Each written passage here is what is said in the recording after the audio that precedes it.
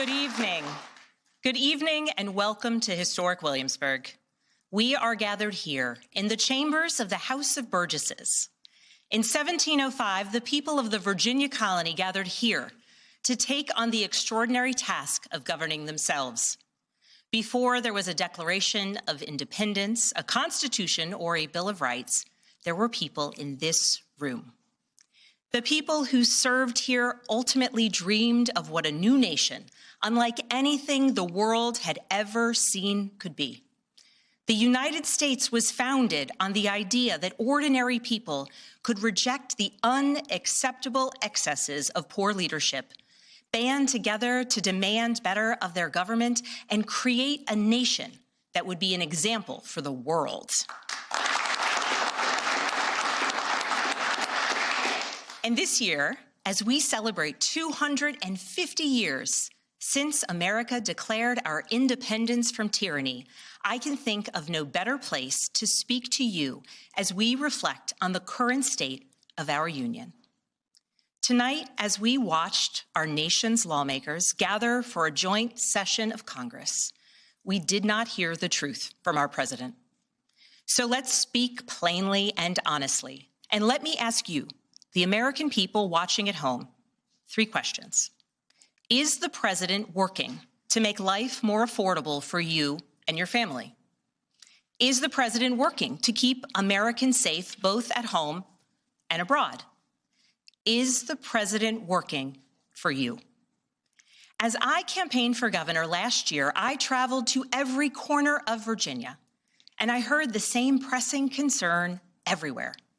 Costs are too high in housing, healthcare, energy, and childcare. And I know these same conversations are being had all across this country. Because since this president took office last year, his reckless trade policies have forced American families to pay more than $1,700 each in tariff costs. Small businesses have suffered, farmers have suffered, some losing entire markets. Everyday Americans are paying the price. And even though the Supreme Court struck these tariffs down 4 days ago, the damage to us, the American people, has already been done. Meanwhile, the president is planning for new tariffs, another massive tax hike on you and your family. And Republicans in Congress, they remain unwilling to assert their constitutional authority to stop him. They're making your life harder. They're making your life more expensive. They're even making it more difficult to see a doctor. Rural health clinics in Virginia and across the country are already closing their doors thanks to the so-called One Big Beautiful Bill, championed by the president and Republicans in Congress. And tonight, the president celebrated this law, the one threatening rural hospitals, stripping health care from millions of Americans and driving up costs in energy and housing, all while cutting food programs for hungry kids. But here in Virginia, I am working with our state legislature to lower costs and make the Commonwealth more affordable. And it's not just me. Democrats across the country are laser focused on affordability in our nation's capital and in state capitals and communities across America. In the most innovative and exceptional nation in the history of the world, Americans deserve to know that their leaders are focused on addressing the problems that keep them up at night. Problems that dictate where you live, whether you can afford to start a business or whether you have to skip a prescription in order to buy groceries. So I'll ask again, is the president working to make life more affordable for you and your family? We all know the answer is no. I grew up in a house of service. My mother was a nurse and my father was a career law enforcement officer. I began my career by following in my father's footsteps as a federal agent working money laundering and narcotics cases. I worked side by side with local and state police to keep our community safe and to uphold and enforce the law. Law enforcement officers across the country know that it is a unique responsibility to do the serious work of investigating crimes, comforting victims, and making arrests. It's about building trust, and that requires an abiding sense of duty and commitment to community.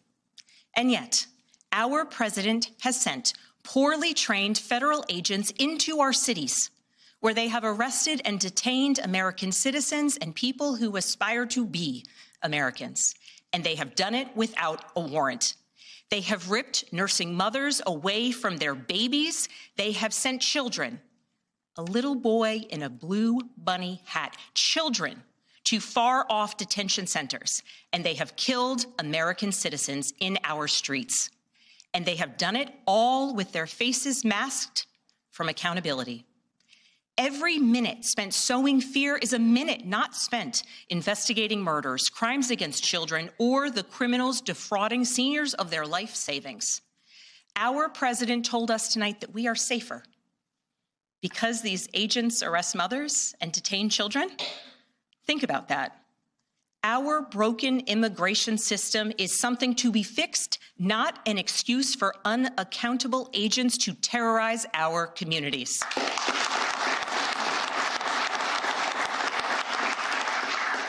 After working in law enforcement, I continued my career of service as a CIA officer, working undercover to protect the United States and our allies from global threats, terrorism, nuclear weapons, and the aggression of adversarial nations around the globe. But as the president spoke of his perceived successes tonight, he continues to cede economic power and technological strength to Russia, bow down to China, bow down to a Russian dictator, and make plans for war with Iran.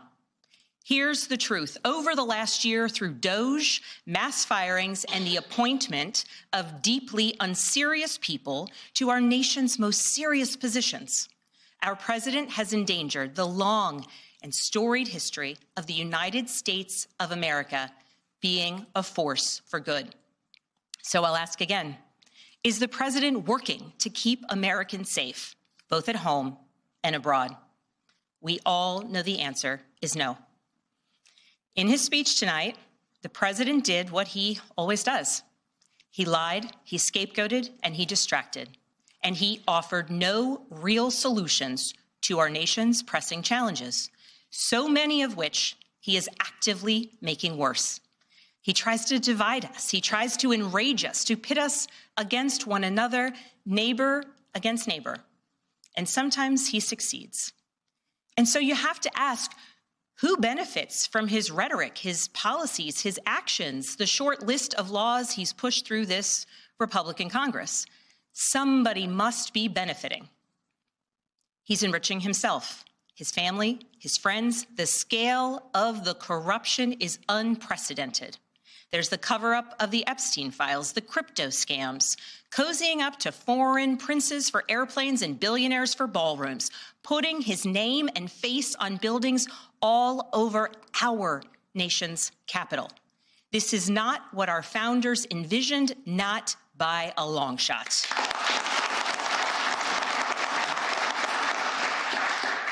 So I'll ask again, is the president working for you?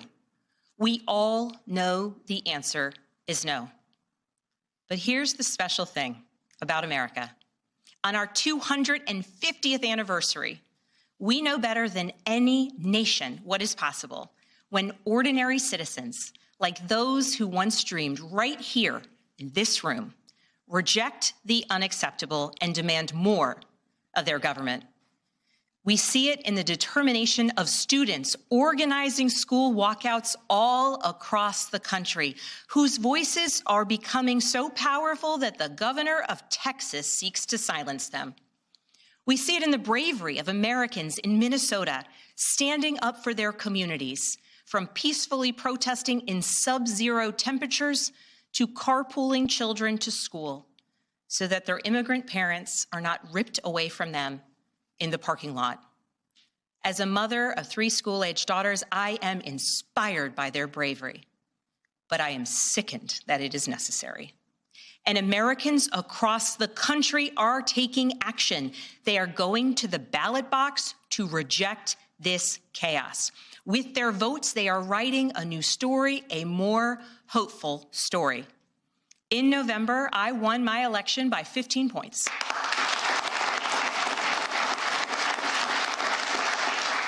And we won 13 new seats in our state legislature. Because voters decided they wanted something different. Our campaign earned votes from Democrats, Republicans, independents, and everyone in between. Because they knew as citizens they could demand more, that they could vote for what they believe matters, and that they didn't need to be constrained by a party or political affiliation. This is happening across the country. New Jersey elected Mikey Sherrill as governor in a double-digit victory. Democrats flipped state legislative seats in places like Georgia, Iowa, Mississippi, and Texas. The list goes on and on. Ordinary Americans are stepping up to run in the spirit of our forefathers. They are running to demand more and to do more for their neighbors and communities. I know the story well. I first ran for office in 2018 alongside dozens of other Democrats who did the seemingly impossible, flipping 41 seats in Congress. In my case, I was the first Democrat elected in 50 years, swinging our district 17 points.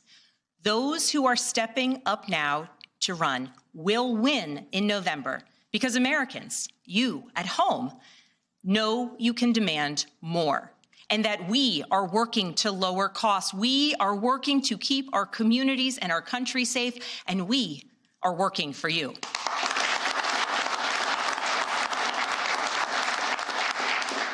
In his farewell address, George Washington warned us about the possibility of, quote, cunning, ambitious, and unprincipled men rising to power. But he also encouraged us, all Americans, to unite in a common cause, to move this nation forward. That is our charge once more, and that is what we are seeing across the country. It is deeply American and patriotic to do so, and it is how we ensure that the state of our union remains strong, not just this year, but for the next 250 years as well, because we, the people, have the power to make change, the power to stand up for what is right, the power to demand more of our nation.